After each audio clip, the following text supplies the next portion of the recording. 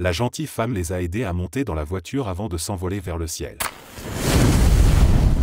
Flics et autres membres des forces de l'ordre, avez-vous déjà vécu des expériences paranormales pendant votre travail? Mon père travaillait comme agent pénitentiaire dans une prison rurale. Il conduisait le périmètre, ce qui signifie qu'il tournait en rond autour de la prison dans un camion, vérifiant les bâtiments vides à la recherche de détenus en fuite et s'ennuyant généralement pendant 8 heures tous les soirs. Une nuit, mon père est garé sur une colline, en train de lire un magazine, lorsqu'il commence à ressentir un bruit sourd dans son corps. Il l'a décrit comme la sensation que l'on ressent lorsque des haut-parleurs jouent une chanson avec des basses très lourdes et que l'on peut sentir les basses dans tout son corps. Il pose le chargeur et vérifie son rétroviseur, et il voit quelqu'un à l'extérieur du camion. Il saisit son pistolet et saute du camion, arme dégainée. Une fois dehors, il voit une procession d'Amérindiens traverser le camion et directement son siège, pour disparaître à l'endroit exact où il était assis. Il dit qu'il était clair qu'il s'agissait de fantômes parce que beaucoup d'entre eux semblaient blessés. Cela a duré quelques secondes, puis toute la procession a disparu. Il a appelé l'autre gars du périmètre par talkie-walkie pour essayer de s'expliquer, et l'autre gars a presque immédiatement cessé de communiquer. Il s'est avéré que l'autre homme avait déjà vu ce phénomène, mais qu'il ne croyait pas aux fantômes et qu'il ne voulait donc pas en parler. Je connais un vieux détective qui a beaucoup d'histoires, dont une qu'il aime raconter comme paranormale. Dans sa jeunesse, 2 patrouilleurs ont trouvé une femme en blanc errant pieds nus dans un cimetière après minuit.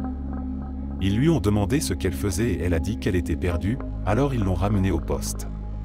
Au commissariat, ce détective était de service avec sa compagne, qui s'occupait du dossier de la femme. Son partenaire a noté ses coordonnées et l'a laissé partir. Le détective que je connais n'a jamais vu son visage, seul son partenaire l'a vu, mais il se souvient l'avoir vue de dos alors qu'elle sortait du bureau et pour une raison quelconque, elle était sur la pointe des pieds en partant. Son partenaire a fait passer sa carte d'identité ou son nom dans le système après son départ, et apparemment, elle était censée être morte. Mon frère est policier et, à l'époque, je travaillais comme ambulancier dans quelques petites villes du nord-est du Colorado. Je l'accompagnais souvent dans ses déplacements en attendant les appels du 11 septembre. Cela s'est passé à Amherst, dans le Colorado. La ville est très petite, Amherst compte environ 50 habitants, une église, quelques maisons, une tour à grains et un parc. Il était environ 3 heures du matin et nous étions sur le point de nous arrêter pour la nuit. Alors que nous faisions notre dernière vérification sur Amherst, nous avons remarqué des mouvements dans le parc, mais nous ne pouvions pas savoir exactement ce qui se passait parce qu'il faisait nuit noire. Nous nous sommes arrêtés le long du chemin de terre, avons allumé le projecteur et, en déplaçant la lumière dans le parc, elle s'est finalement fixée sur le dos d'une jeune fille assise sur une balançoire, le dos tourné vers nous. Nous avons laissé le projecteur sur elle, elle ne bougeait pas, elle était juste assise là, face à nous, regardant le sol. Inutile de dire que c'était une situation très effrayante. Nous nous sommes regardés l'un l'autre en faisant cette tête que l'on fait quand quelque chose sort de l'ordinaire. J'ai rapidement suggéré que nous l'appelions à l'aide du mégaphone. Lorsque nous nous sommes retournés, elle avait disparu. Je veux dire qu'il n'y avait aucun signe de quelqu'un.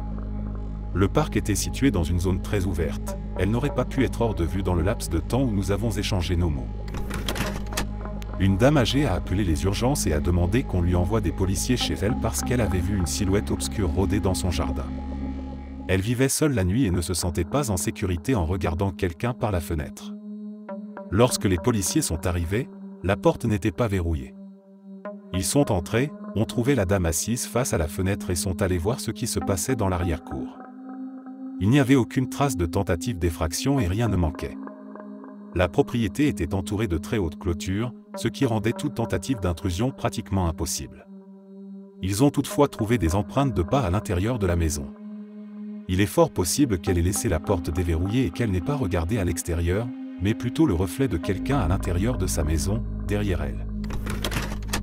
Mon grand-père travaillait dans l'armée de l'air au Vietnam. En gros, c'est lui qui disait aux pilotes où aller et ceux qui l'attendaient.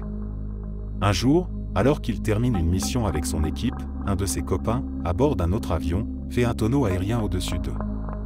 Il descend ensuite dans les nuages puis disparaît des radars. Ils ne les ont plus jamais revus. L'avion a tout simplement disparu.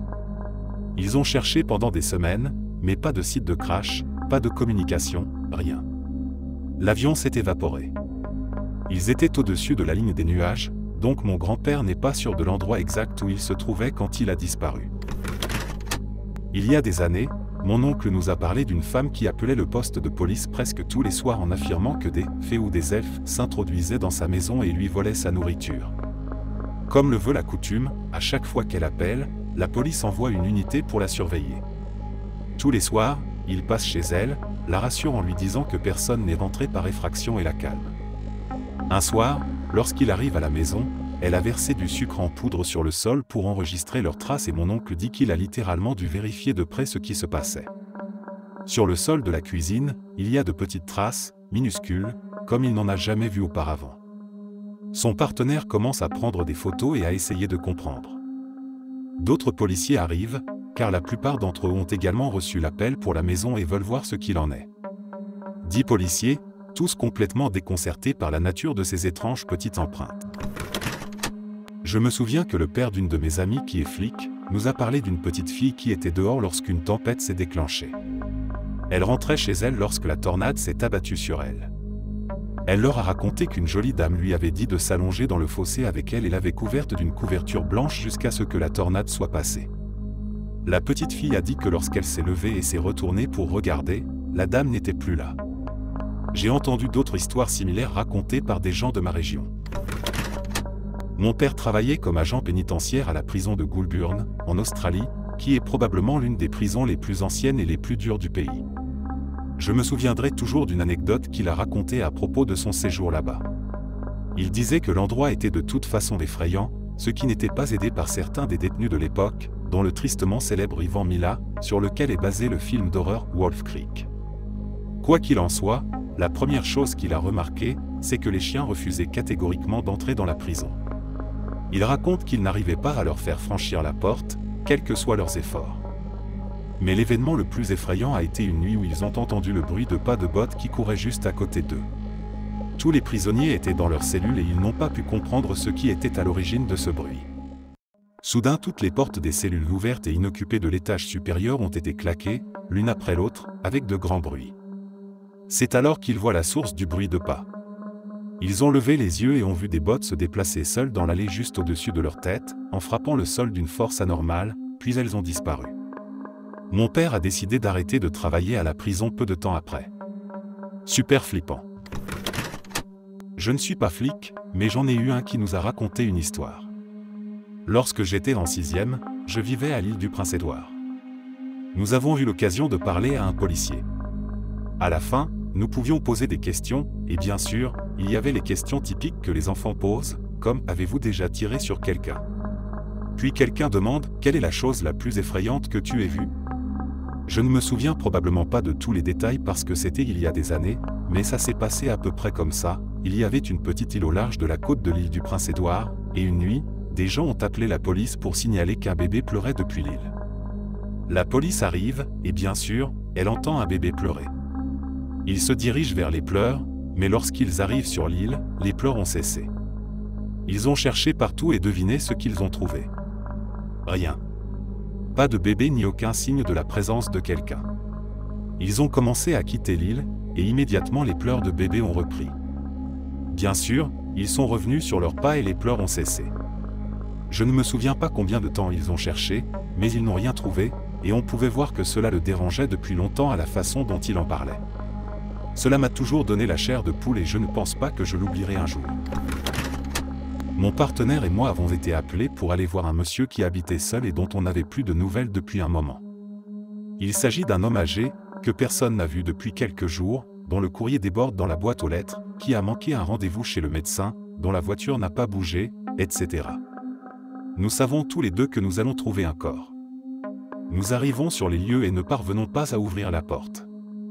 Nous regardons par la fenêtre et, bien sûr, nous voyons son pied sur le sol du salon. Mon coéquipier est caporal et me fait passer en premier. La porte est déverrouillée et dès que nous l'ouvrons, nous sentons l'odeur d'un cadavre. Presque soulagés, nous entrons tous les deux et il me dit de vérifier les signes vitaux du cadavre. Il est manifestement mort, avec une peau pâle, des excréments séchés sur lui et de la salive séchée autour de sa bouche. D'un coup, il prend une grande inspiration, se retourne et demande pourquoi nous sommes dans sa maison. Nous avons crié et reculé en panique. Nous avons rappelé le SAMU qui l'a transporté. Ils ont dit qu'ils n'arrivaient pas à lui faire prendre sa tension ou son pouls. Je crois qu'il est mort une semaine plus tard à l'hôpital. On me fait encore des blagues sur le fait de ressusciter les morts. Mon frère est flic et il y avait une maison bizarre dans la ville où il patrouille. C'était une très vieille maison avec un sous-sol en terre battue où des crânes et des ossements humains ont été découverts, et après cela, toutes sortes de choses folles se sont produites. Toutes les familles qui ont emménagé dans la maison ont immédiatement essayé de la revendre ou se sont enfuies pour ne plus revenir. La ville en a eu assez, elle a donc rasé la maison et a planté un jardin ou quelque chose comme ça. J'ai travaillé quelque temps en tant que détective. Nous répondions à tous les suicides apparents et nous enquêtions pour nous assurer qu'il ne s'agissait pas d'un homicide. En général, nous déterminions le motif du suicide et trouvions une note ou un autre indice montrant que la personne s'était suicidée. Par exemple, un jour nous avons trouvé un type qui s'était collé sur la poitrine une note disant « C'est bon, t'es contente maintenant salope » et s'était assuré que sa femme le trouve après qu'il se soit pendu. Cependant, il arrive parfois que toutes les preuves médico-légales indiquent que la personne s'est suicidée, mais qu'il n'y ait pas de mots et qu'il n'y ait pas de raison discernable pour que cette personne se suicide. Il s'agit de personnes en bonne santé, avec une carrière décente et une vie de famille apparemment heureuse. Mais qui sait ce qui se passe réellement chez quelqu'un? Voici la partie flippante. J'ai travaillé sur une dizaine de suicides de ce type. Les 3 derniers avant que je ne quitte cette branche, avaient tous la même chose sur les lieux. Il y avait un petit phare décoratif en osier à chaque endroit. C'était le même phare, avec le même design et peint en blanc et bleu. La première fois, je l'ai remarqué parce qu'il était près du lit où se trouvait le corps, mais 2 semaines plus tard, j'ai vu le même phare sur un autre suicide et j'ai même fait remarquer la coïncidence à un officier de patrouille. Quelques mois plus tard, je vais sur un autre suicide et je vois le même phare en osier. C'est à ce moment-là que j'ai compris qu'il s'agissait toujours de suicides inexpliqués. Je reviens en arrière et je regarde les photos des scènes de crime de tous les suicides sur lesquels j'ai travaillé. Sur 2 d'entre elles, je vois ce qui pourrait être le phare en osier, mais l'angle est mauvais et il y a trop de déchets autour pour en être sûr. Je ne sais pas. Je trouvais ça très flippant mais j'ai été transféré quelques mois plus tard et j'ai laissé tomber.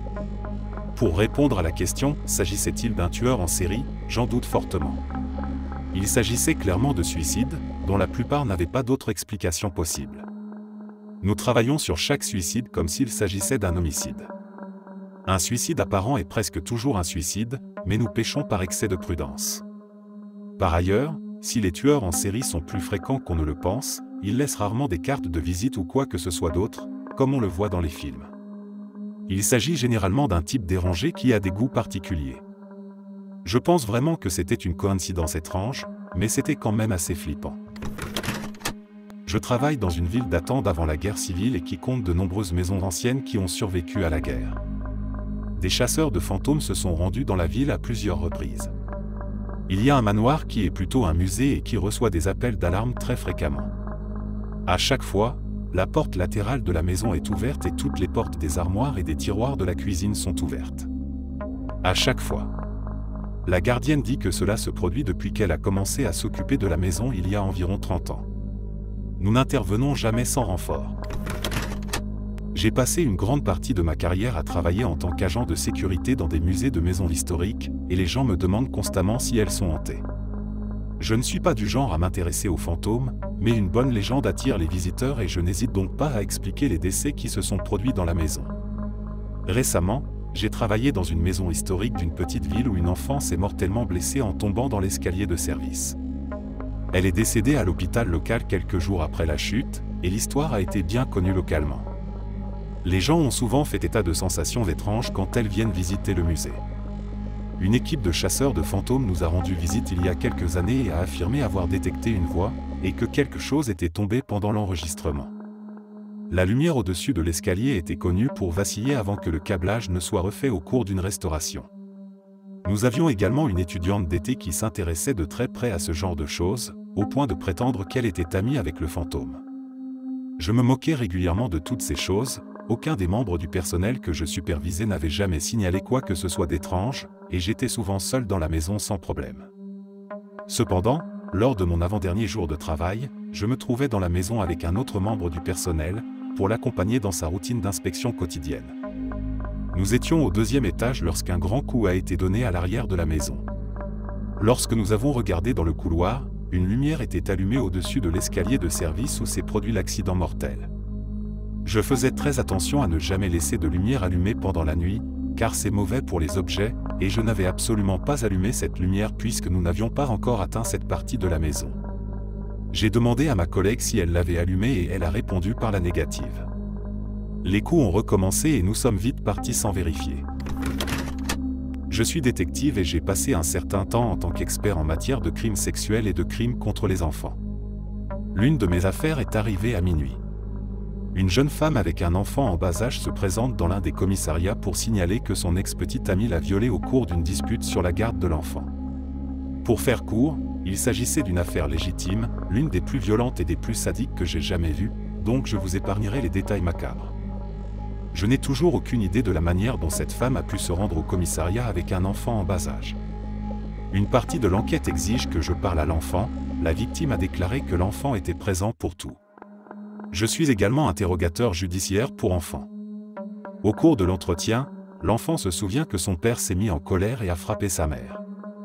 Ensuite, l'enfant a dit qu'une gentille femme était arrivée et qu'elle ne pouvait pas voir au-delà de la gentille femme. La gentille femme l'a prise dans ses bras, lui a dit qu'ils allaient tous les deux être en sécurité et lui a chanté une chanson dans une autre langue. Le bambin a déclaré que la gentille femme s'est dirigée vers la porte d'entrée et a frappé à la porte. Ensuite, la gentille femme les a aidés à monter dans la voiture avant de s'envoler vers le ciel. Lors de son interrogatoire, la victime a déclaré que son ex-petite amie avait un couteau sous sa gorge et qu'il allait la trancher, mais qu'il avait été distrait pour une raison quelconque et à ce moment, elle a réussi à s'enfuir de l'appartement en courant. Elle n'a pas expliqué pourquoi.